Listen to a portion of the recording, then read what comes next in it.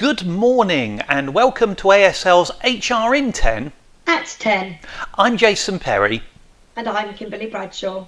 And we get together each week to talk to you about what's going on in HR and employment law. Now, we started these sessions kind of as a result of COVID, didn't we, Kimberly? And we did, to keep people posted on what was going on with furlough. And we've not talked about COVID for ages. Has it gone away? Absolutely not. It's been nice to have a break, but, as we've seen in the press, cases are rising. I currently know more people with COVID than I ever have done. But what impact is it having on employers now? Because it's quite a change, isn't it?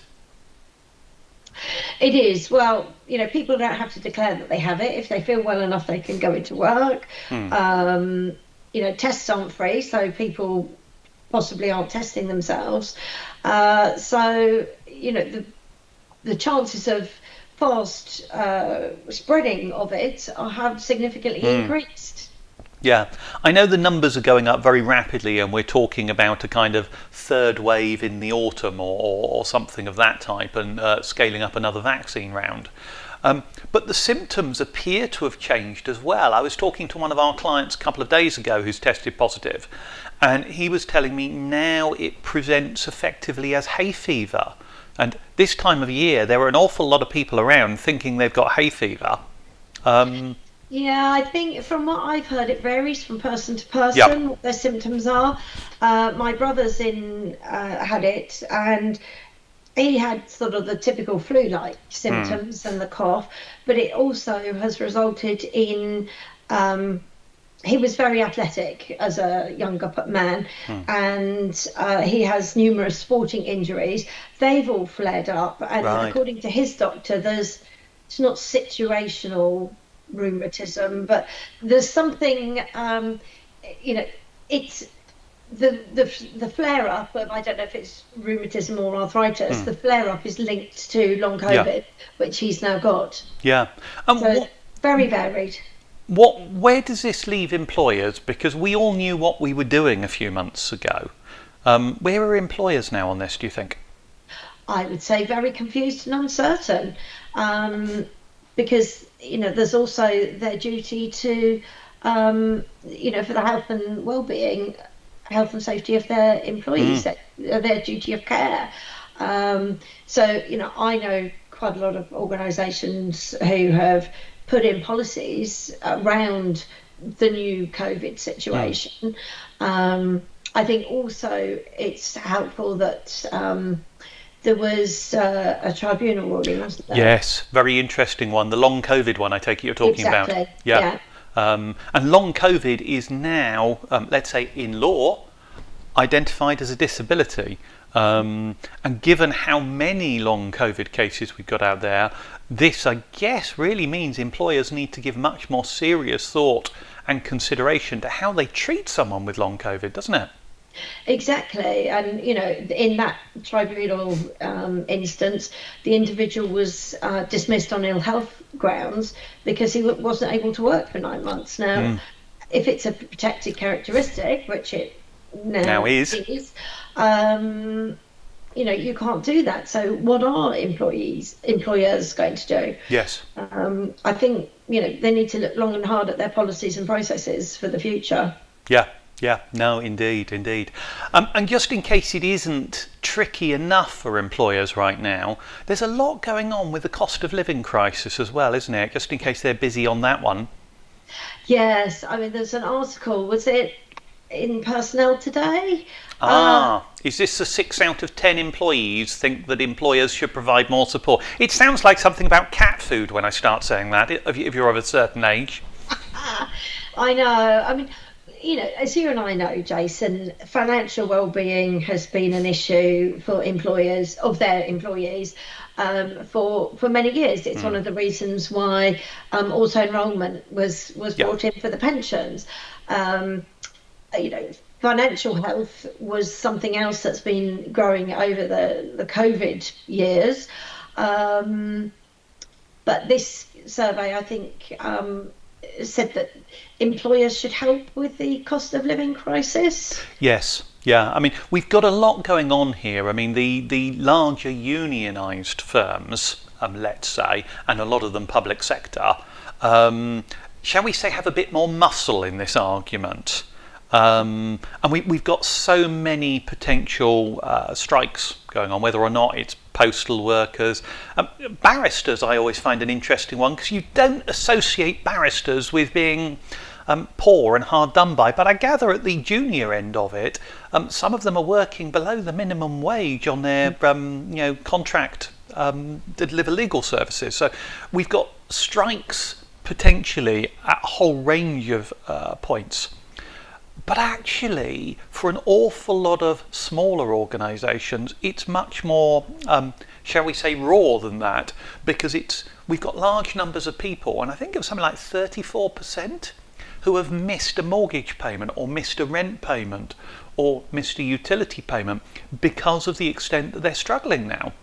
And that's a major risk for employers, because if your people are that under pressure, they're just not going to be performing at work, are they? No, and the more stressed they are, whatever the reason, finances or other reasons, the poorer they will be performing. You're right. I know some of the large organisations who can afford it have offered either pay rises that counter the cost, the inflation, cost of living rises. But smaller businesses just can't afford to do that. Some of those are still living hand to mouth to get through what everyone's been through the last few years.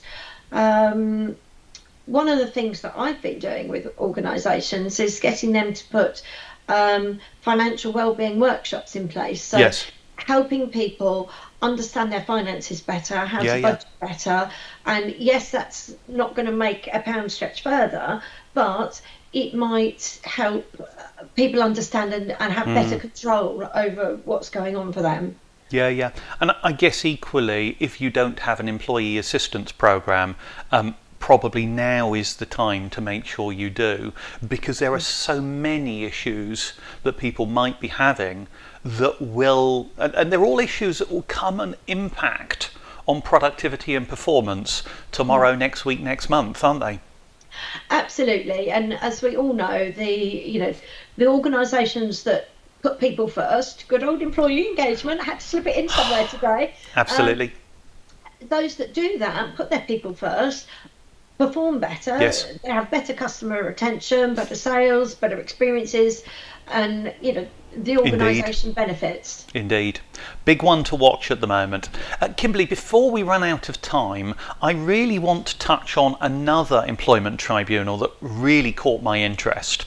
I think you missed our legal update we did recently, which was on gender issues and complex gender issues in the workplace.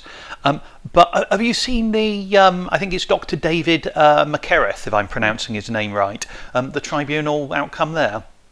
Yes, he was the Christian doctor who originally lost a claim for religious discrimination and harassment because he didn't, am I right in saying it was his views on transgender, and as I recall, he had a problem using different pronouns because they weren't compatible with his religious beliefs.